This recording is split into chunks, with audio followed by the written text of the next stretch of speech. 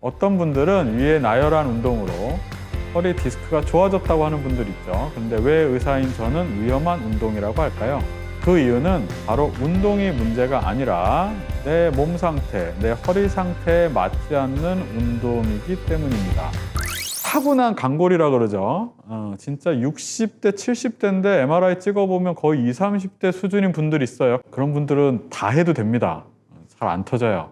근데 20대인데 60대 허리도 있어요. 그런 분들은 하면 안 됩니다. 허리 디스크는 척추뼈 사이에서 쿠션 역할을 하는 구조물인데요. 이걸 젤리나 풍선으로 비유를 해보겠습니다. 겉은 질긴 껍질이에요. 풍선은 아주 딱딱한 풍선 껍질이라고 생각하시면 되고, 안에는 끈적끈적한 젤리로 차 있고, 허리를 막 이렇게 움직이고 꺾고 비틀고 하면 이 풍선의 압력이 엄청나게 올라가겠죠. 그러면 어딘가 약한 부분에 풍선 옆구리가 뻥 하고 터지면서 그 내용물인 젤리가 쏟아져 나오게 되죠. 그러면 그게 이제 디스크에서는 신경을 압박하게 되고, 이게 바로 우리가 말하는 수액 탈출증, 흔히 말하는 디스크가 터졌다라는 상태입니다. 운동을 할 때 이 디스크 압력을 얼마나 높이느냐가 허리에 약이 되느냐, 독이 되느냐를 결정합니다.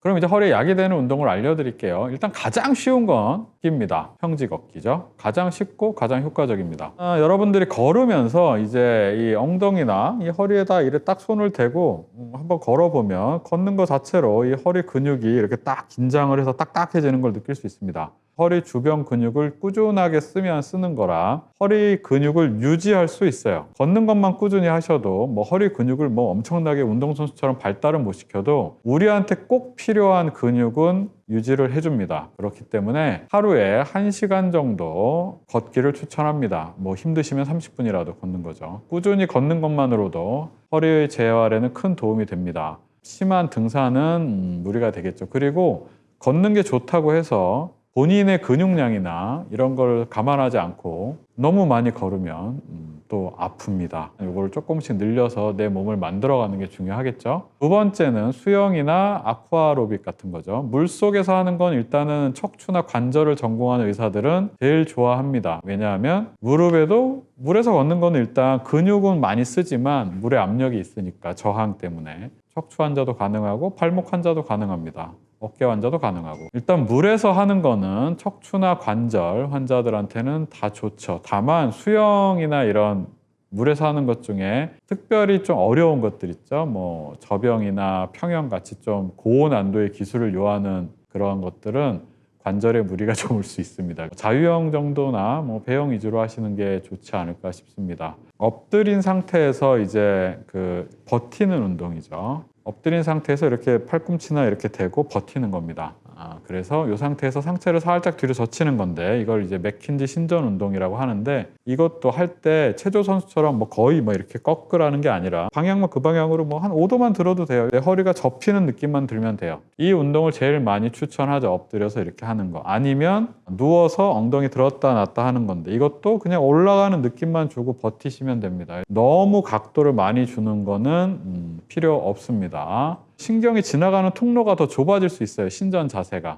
척추 구조상 이렇게 협착증 환자들은 이렇게 숙여야 덜 아픈 사람들이 많거든요. 그러다 보니까 이렇게 젖히는 운동이 허리에는 좋은데 아픈 사람들은 더 아파지는 거죠. 그렇기 때문에 일반적인 그런 좋다는 운동을 하는데 오히려 더 아프다 그러면 생각보다 본인의 질병 상태가 이미 진행된 상태입니다. 그렇기 때문에 그때는 적절한 처치나 치료를 받고 운동을 하시는 게 좋을 것 같아요.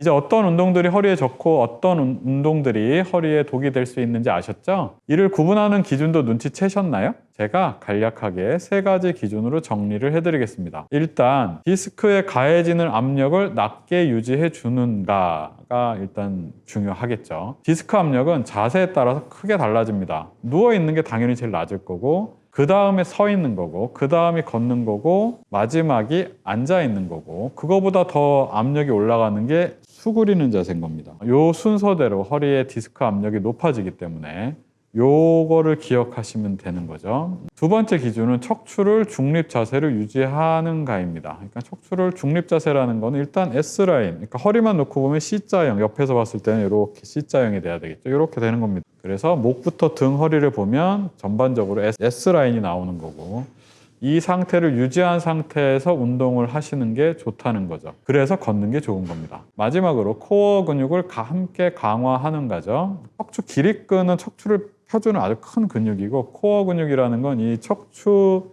마디 붙어있는 짜잘짜잘한 근육들이죠. 이 척추를 사방에서 받쳐주는 천연 코르셋 역할을 해줍니다. 이 코어 근육을 단련할 수 있는 운동이 굉장히 힘듭니다. 잘 하기도 힘들고요. 그리고 잘 만들어지지도 않죠.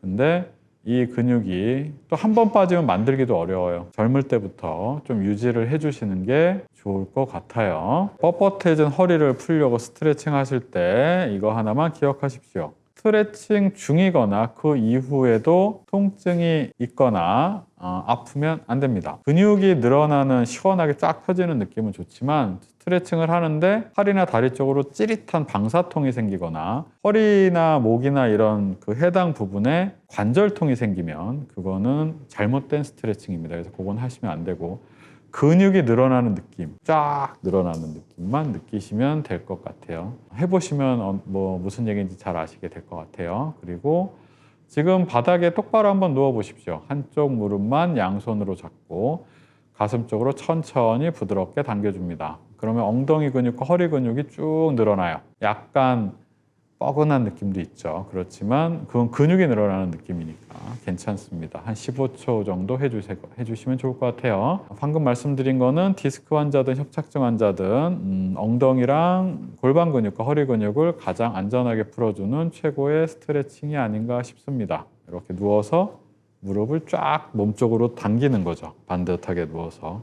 두 개 같이 하시면 안 됩니다. 한쪽씩 하셔야 돼요. 썩 좋지 않습니다. 그래서 누워서 다리를 들어 올리거나 당기는 운동은 한쪽 다리씩 해주시면 됩니다.